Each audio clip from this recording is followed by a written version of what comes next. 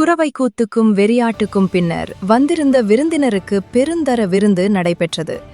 வல்லவரையனுக்கு விருந்து ருசிக்கவில்லை. அவன் உடம்பு களைத்திருந்தது, உள்ளம் கலங்கியிருந்தது. ஆயினும் அவன் பக்கத்திலிருந்த அவனுடைய நண்பன் கந்தமாறன் அங்கிருந்த மற்ற விருந்தாளிகள் யார் யார் என்பதை பெருமிதத்துடன் எடுத்து கூறினான். பழுவேட்டரையரையும் சம்புவரையரையும் தவிர அங்கே மழபாடி தென்னவன் மழவரையர் வந்திருந்தார். குன்றத்தூர் பெருநிலக்கிழார் வந்திருந்தார். மும்முடி பல்லவரையர் வந்திருந்தார்.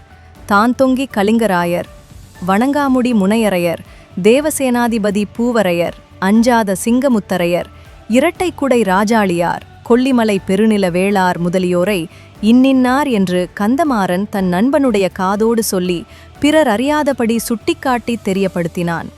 இந்த பிரமுகர்கள் சாமானியப்பட்டவர்கள் அல்ல, எளிதாக ஒருங்கு சேர்த்து காணக்கூடியவர்களும் அல்ல.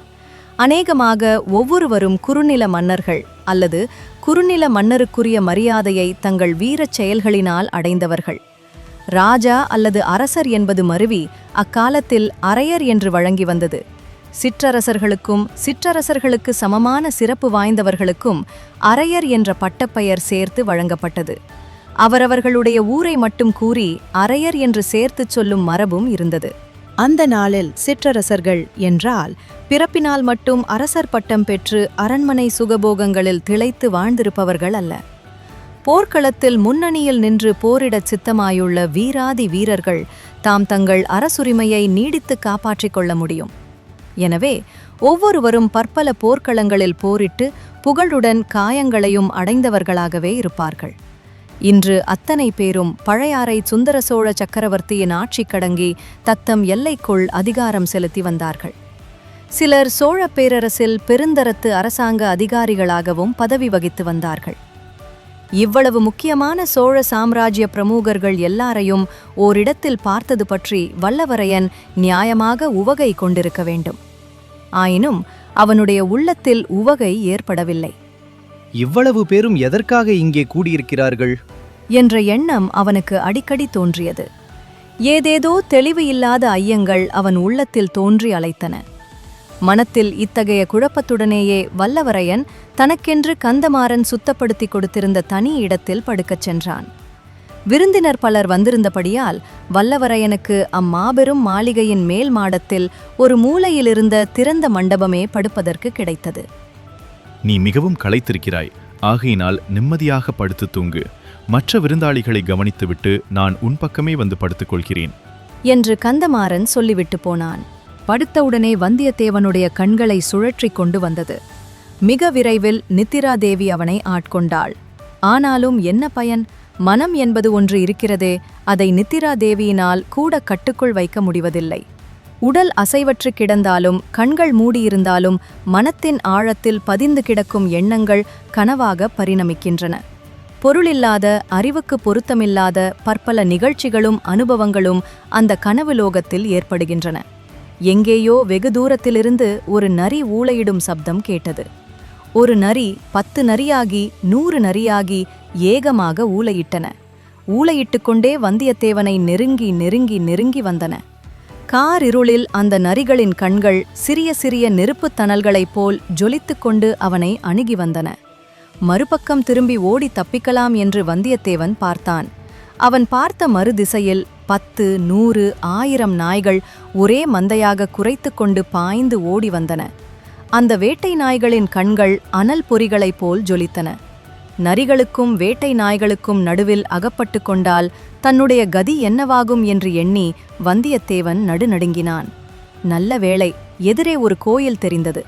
ஓட்டமாக ஓடி திறந்து இருந்த கோயிலுக்குள் புகுந்து வாசற் கதவையும் தாளிட்டான். திரும்பி பார்த்தால் அது காளி கோயில் என்பது தெரிந்தது. அகோரமாக வாயை திறந்து கொண்டிருந்த காளி மாதாவின் சிலைக்கு பின்னாலிருந்து பூசாரி ஒருவன் வெளிக்கிளம்பி வந்தான். அவன் கையில் ஒரு பயங்கரமான வெட்டரிவாள் இருந்தது. வந்தாயா?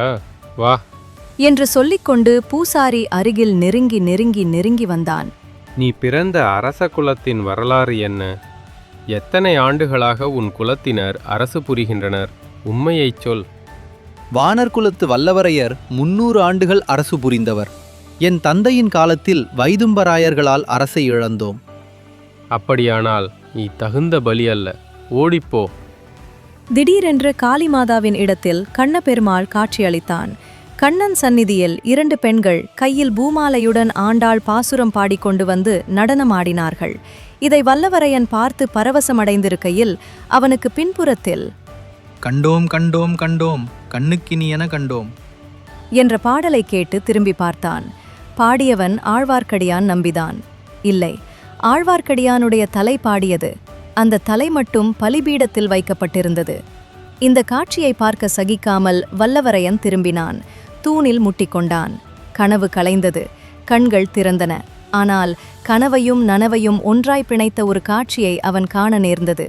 அவன் படுத்திருந்த இடத்துக்கு நேர் எதிர்ப்புறத்தில் கடம்பூர் மாளிகை சுற்று மதிலின் மேலே ஒரு தலை தெரிந்தது. அது அந்த ஆழ்வார்க்கடியான் நம்பியின் தலைதான். இந்த தடவை அது கனவல்ல, வெறும் பிரமையும் அல்லவென்பது நிச்சயம். ஏனெனில் எத்தனை நேரம் பார்த்தாலும் அந்த தலை அங்கேயே இருந்தது. அது வெறும் தலை மட்டுமல்ல, தலைக்கு பின்னாலே உடம்பு இருக்கிறது என்பதையும் எளிதில் ஊகிக்கக்கூடியதாயிருந்தது. ஏனெனில் ஆழ்வார்க்கடியானுடைய கைகள் அந்த மதில் ஓரத்தின் விளிம்பை பிடித்து கொண்டிருந்தன. அதோடு அவன் வெகு கவனமாக மதிலுக்கு கீழே உட்புறத்தை உற்று நோக்கிக் கொண்டிருந்தான். அவன் அவ்வளவு கவனமாக அங்கே என்னத்தை பார்க்கிறான்? இதில் ஏதோ வஞ்சக சூழ்ச்சி இருக்கவே வேண்டும். ஆழ்வார்க்கடியான் நல்ல நோக்கத்துடன் அங்கு வந்திருக்க முடியாது. ஏதோ துஷ்ட நோக்கத்துடன் தீய செயல் புரிவதற்கே வந்திருக்கிறான். அவன் அவ்விதம் தீச்செயல் புரியாமல் தடுப்பது கந்தமாறனின் உயிர் நண்பனாகிய தன் கடமையல்லவா? தனக்கு அன்புடன் ஒருவேளை அன்னம் அளித்தவர்களின் வீட்டுக்கு நேரக்கூடிய தீங்கை தடுக்காமல் தான் சும்மா படுத்து கொண்டிருப்பதா? வல்லவரையன் துள்ளி எழுந்தான். பக்கத்தில் கழற்றி வைத்திருந்த உரையுடன் சேர்ந்த கத்தியை எடுத்து இடுப்பில் செருகிக் கொண்டான். ஆழ்வார்க்கடியானுடைய தலை காணப்பட்ட திக்கை நோக்கி நடந்தான். மாளிகை மேல் மாடத்தில் ஒரு மூலையிலிருந்த மண்டபத்தில் அல்லவா வல்லவரையன் படுத்திருந்தான்.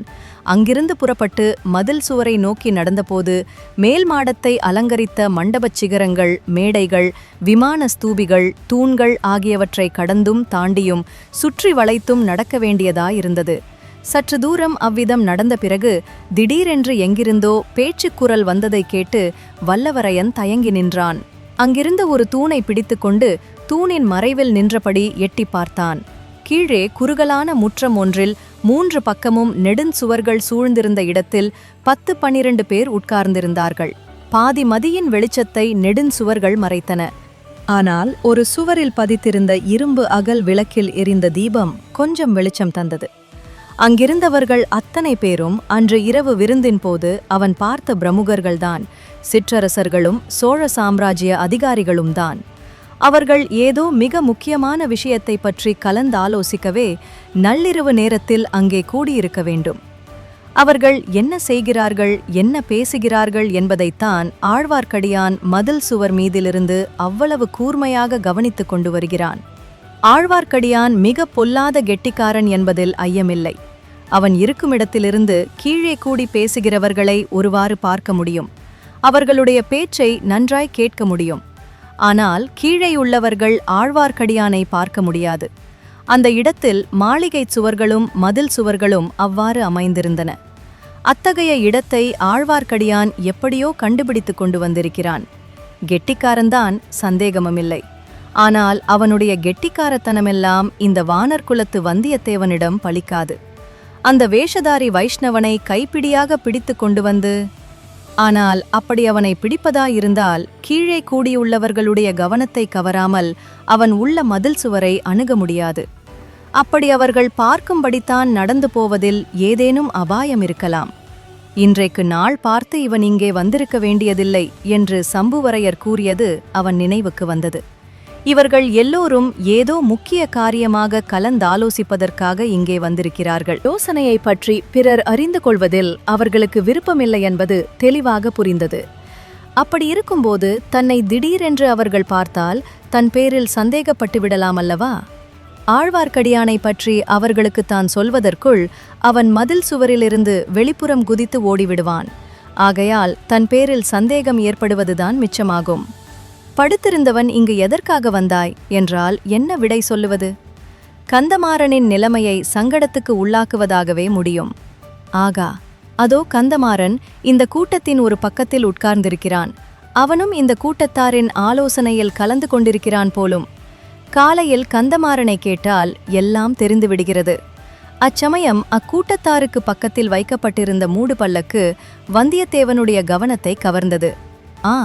இந்த பல்லக்கு பழுவேட்டரையருடன் அவருடைய யானையை தொடர்ந்து வந்த பல்லக்கு அல்லவா? அதற்குள்ளே இருந்த பெண் ஒரு கணம் திரையை நீக்கி வெளியே பார்த்த பெண் இப்போது இந்த மாளிகையில் எந்த பகுதியில் இருக்கிறாளோ அந்த புறத்துக்கு கூட அவளை இந்த கிழவர் அனுப்பவில்லையாமே. கொஞ்சம் வயதானவர்கள் இளம் பெண்களை மணந்து கொண்டாலே இந்த சங்கடம்தான். சந்தேகம் அவர்கள் பிராணனை வாங்குகிறது. ஒரு நிமிஷம் கூட தங்களுடைய இளம் மனைவியை விட்டு பிரிந்திருக்க அவர்களுக்கு மனம் வருவதில்லை. ஒருவேளை இப்போது கூட இந்த பல்லக்கிலேயே பழுவேட்டரையருடைய இளம் மனைவி இருக்கிறாளோ என்னமோ? ஆகா, இந்த வீராதி வீரரின் தலைவிதியை பார். இந்த வயதில் ஓர் இளம் பெண்ணிடம் அகப்பட்டு கொண்டு அவளுக்கு அடிமையாகி தவிக்கிறார். அப்படியொன்றும் அவள் ரதியோ மேனகையோ ரம்பையோ இல்லை. வந்தியத்தேவன் ஒரு கணம் அவளை பார்த்தபோது ஏற்பட்ட அருவருப்பு உணர்ச்சியை அவன் மறக்கவில்லை. அத்தகையவளிடம் இந்த வீர பழுவேட்டரையருக்கு என்ன மோகமோ தெரியவில்லை. அதைவிட அதிசயமானது ஆழ்வார்க்கடியானது பைத்தியம். இந்த பல்லக்கு இங்கே வைக்கப்பட்டிருப்பதினாலேதான் அவனும் சுவர் மேல் காத்திருக்கிறான் போலும். ஆனால் அவனுக்கும் அவளுக்கும் என்ன உறவோ என்னமோ, நமக்கு என்ன தெரியும்?